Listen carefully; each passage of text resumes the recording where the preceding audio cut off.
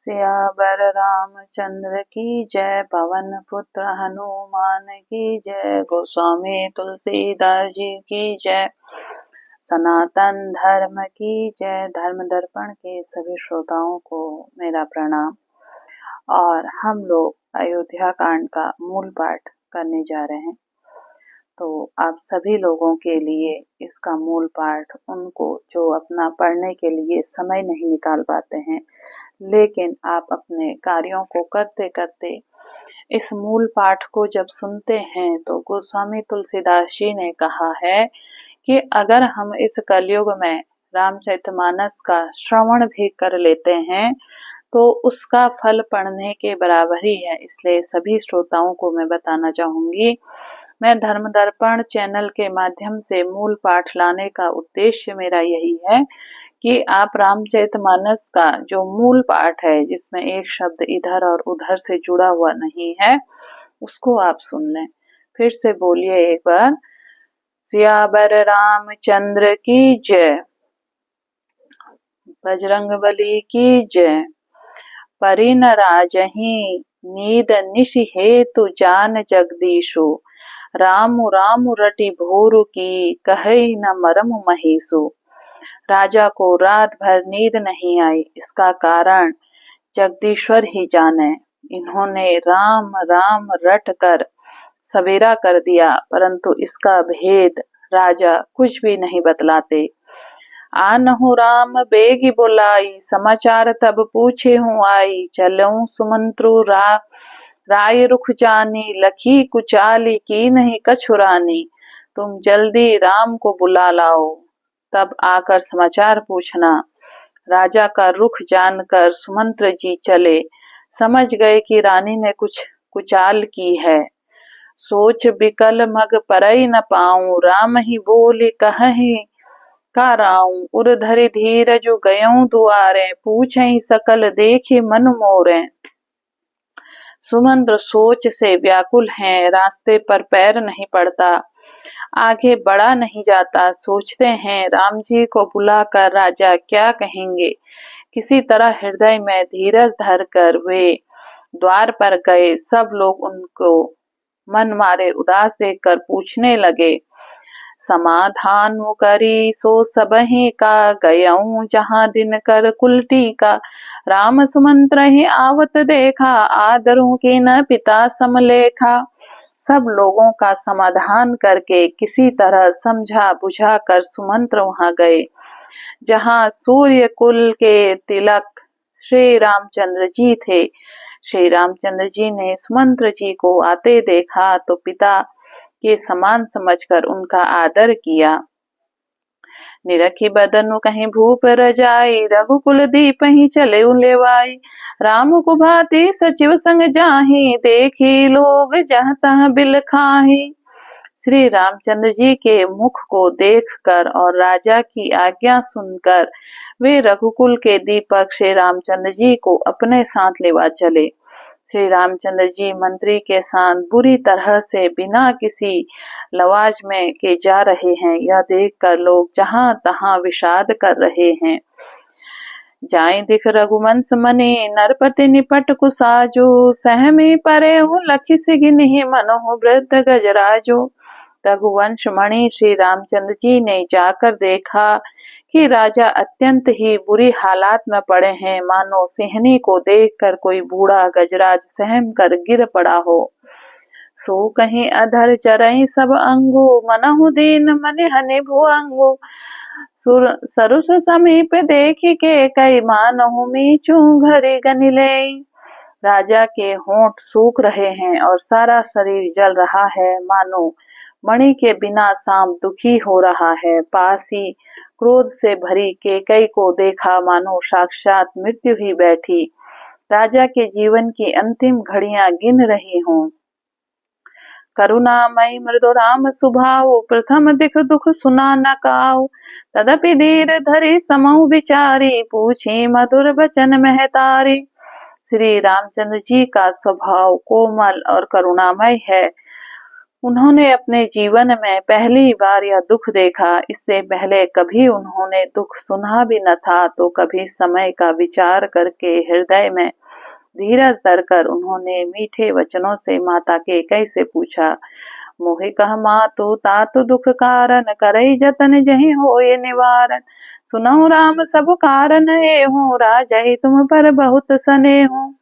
हे माता, मुझे पिताजी का दुख का कारण कहो, ताकि जिससे उसका निवारण हो, दुख दूर हो, यह यत्न किया जाए। कैकेयी ने कहा, हे राम, सुनो, सारा कारण यही है कि राजा तुम पर बहुत स्नेह है। देन के नहीं मोहि दुई वरदाना, मांगू जो कछु मोहि सुहाना। जो सुनि भयो भूपुर सोचू, छाड़ी न सकहीं तुम्हारा संकोचू। मुझे इन्होंने 2 वरदान देने को कहा था। मुझे जो अच्छा लगा वही मैंने मांगा। उसे सुनकर राजा के हृदय में सोच हो गया, क्योंकि ये तुम्हारा संकोच नहीं छोड़ सकते हैं। सुत सनेहु इत बचनु उत संकट परेहु नरेशु, सकहु त आयुष धरहु सिर मेटहु कठिन कलेशु। इधर तो पुत्र का स्नेह है, उधर वचन के प्रतिज्ञा। राजा इसी धर्म संकट में पड़ गए। यदि तुम कर सकते हो तो राजा की आज्ञा सुधार्य करो और इनके कठिन कलेश को मिटाओ।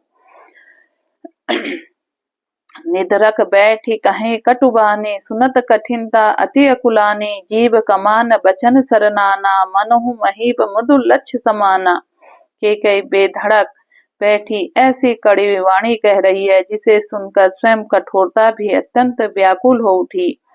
जीव धनुष है, वचन बहुत से तीर, और मानो राजा ही कोमल निशान के समान है। जनु कठोर पनु धरे शरीरु, सिखई धनुष विद्या बरबीरु। सबु प्रसंगु रघुपति ही सुनाई, बैठी मनहु तनु धरी निठुराई। इस सारे साज समान के साथ मानो स्वयं कठोरपन श्रेष्ठ वीर का शरीर धारण करके धनुष विद्या सीख रहा है।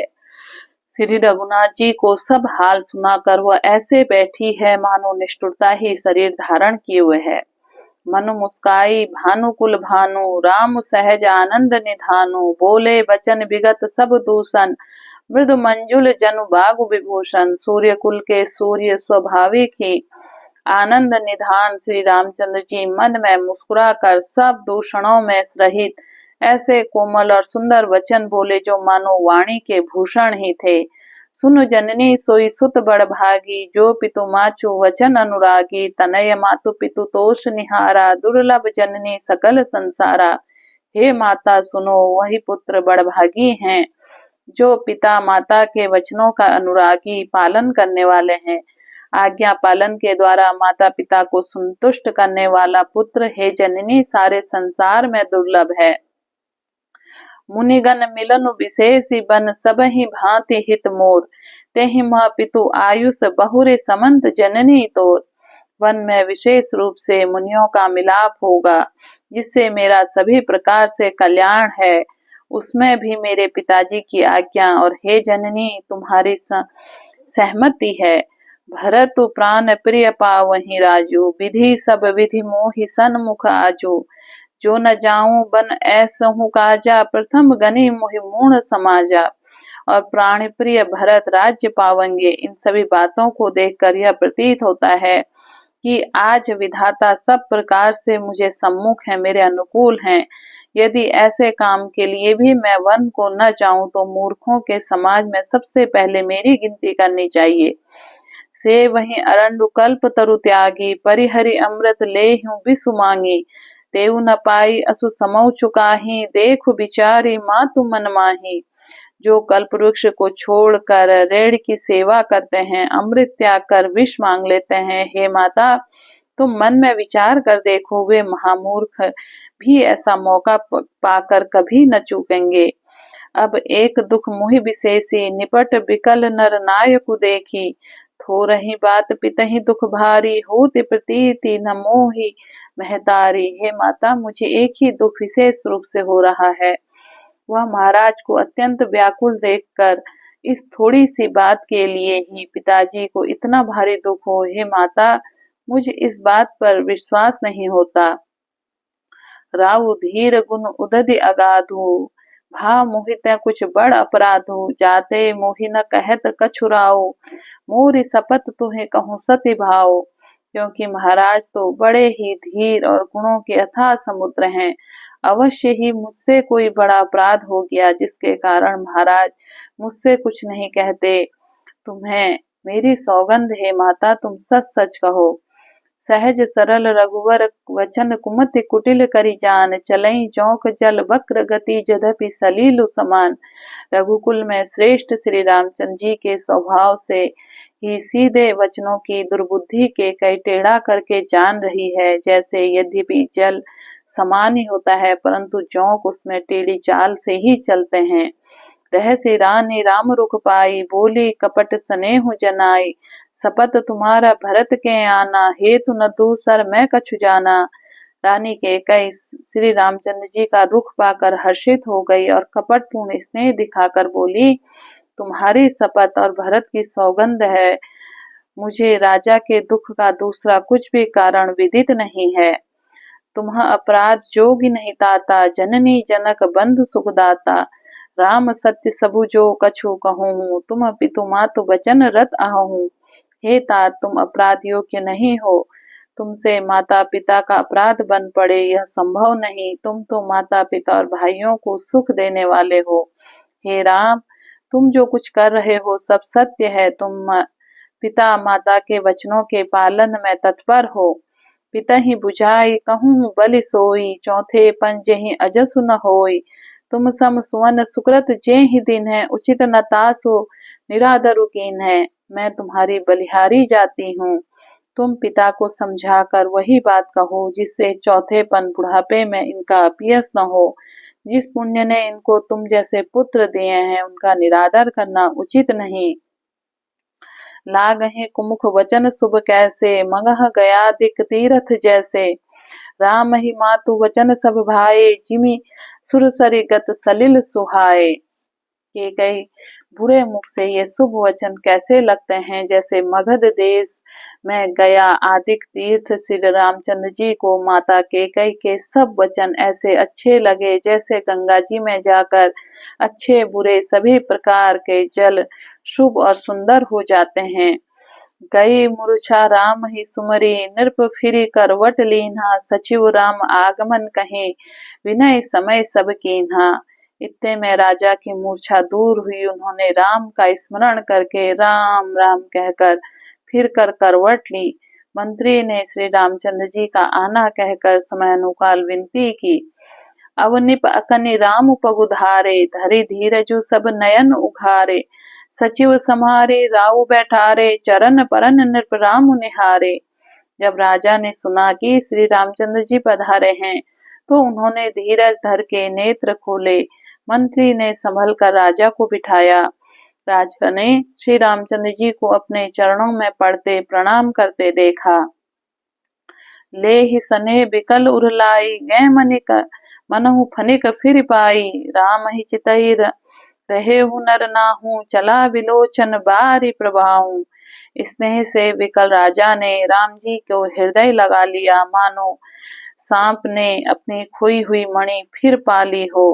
राजा दशरथ श्री राम जी को देखते रह गए। उनके नेत्रों से आंसुओं की धारा बह चली। शोक विवश कछु कहे न पारा, हृदय लगावत बारहि बारा। विधहि मनाऊ राव मन माही, जहि रघुनाथ न कानन जाही। शोक के विशेष वश में होने के कारण राजा कुछ नहीं कह सकते। वे बार बार श्री रामचंद्र जी को हृदय लगाते और मन में ब्रह्मा जी को मनाते कि जिससे रघुनाथ जी वन को न जाएं। सुमरि महेश ही कहीं निहोरी, बिनती सुनहु सदा शिव मोरी। आशुतोष तुम अवधर दानी, आरती हरहु दीन जनु जानी। फिर महादेव जी का स्मरण करके उनसे निहारव करते हुए कहा, हे सदाशिव, तुम मेरी विनती सुनिए। आप आशुतोष शीघ्र प्रसन्न होने वाले अवधर दानी, मुंह मांगा दे डालने वाले हैं। अतः मुझे अपना दीन सेवक जानकर मेरे दुखों को दूर कीजिए। तुम प्रेरक सब हृदय सो मति राम ही देहूं। वचन मोरी तजी रहे घर परिहारी सीलु सनेहूं।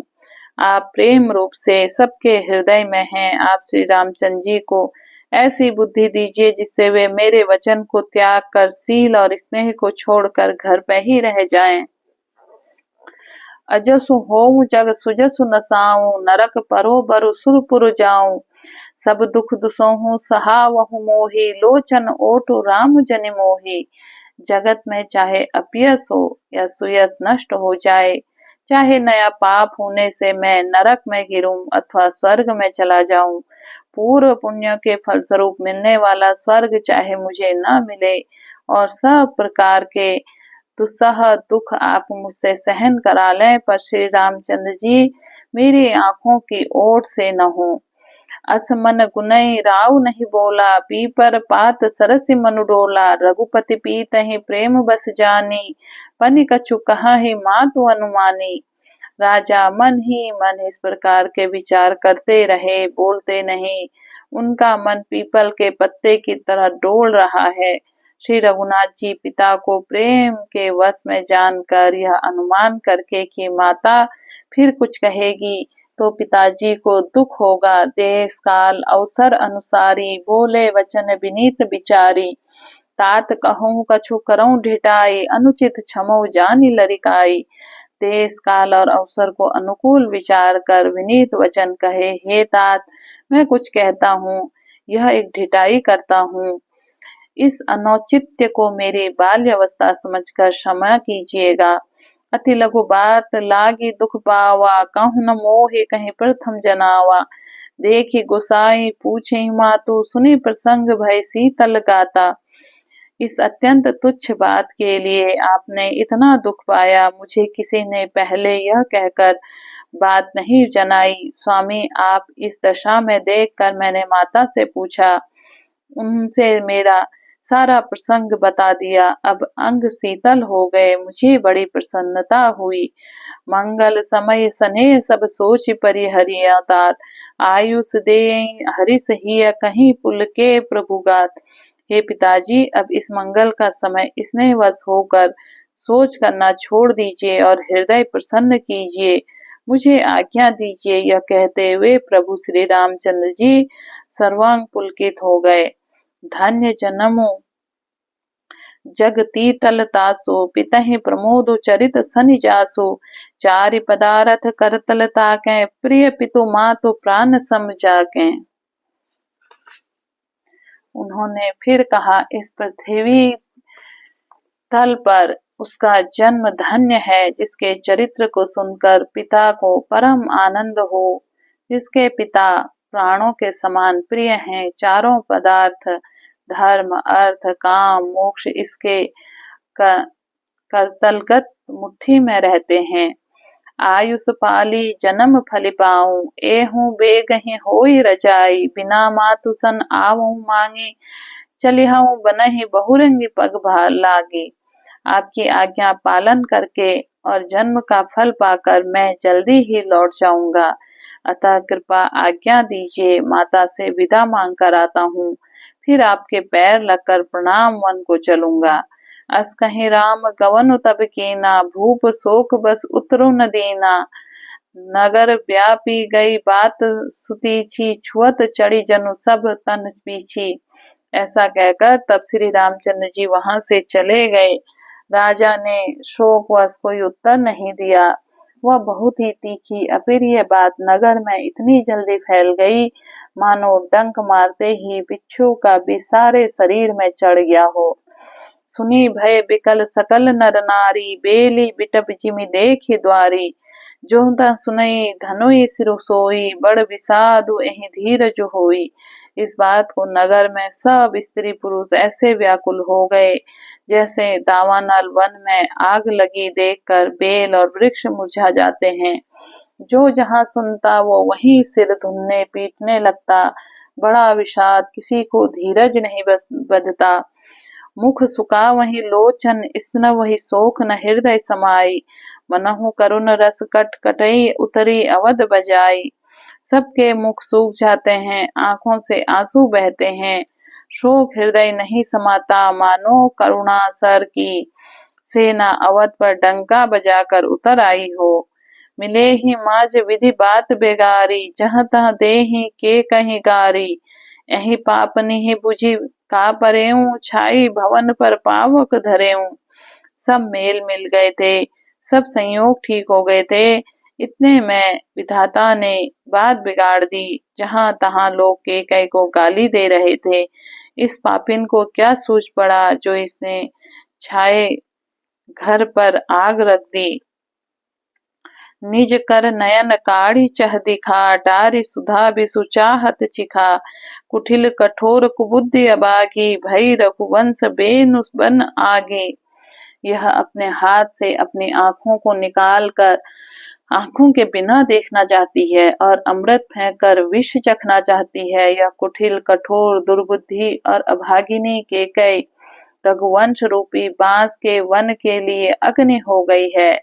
पालऊ बैठी पेड़ एहि कांटा, सुख महु सोख ठाटु धरी डाठा। सदा राम एहि प्राण समाना, कारण कवन कुटिल पन उठाना।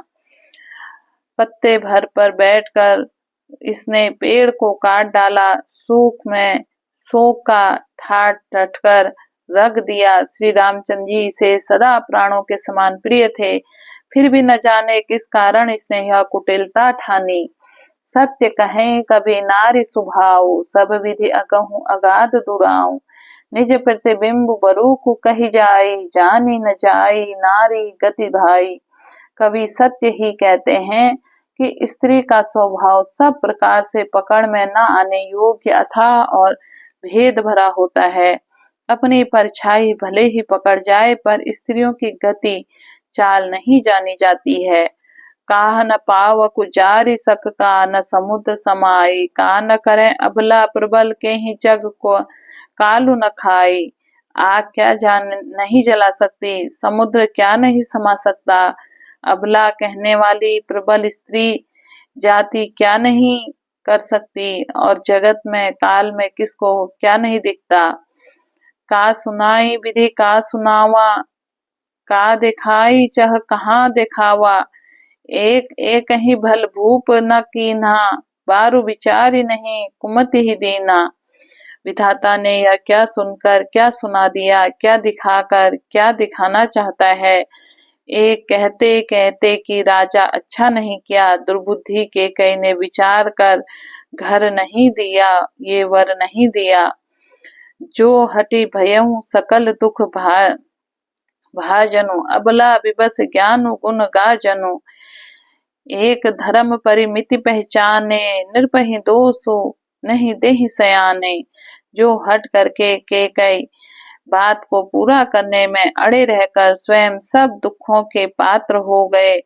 स्त्री विशेष वश में होने के कारण मानो उसका ज्ञान गुण जाता रहा। एक दूसरे जो धर्म को मर्यादा को जानते हैं और सयाने हैं, वे राजा को दोष नहीं देते।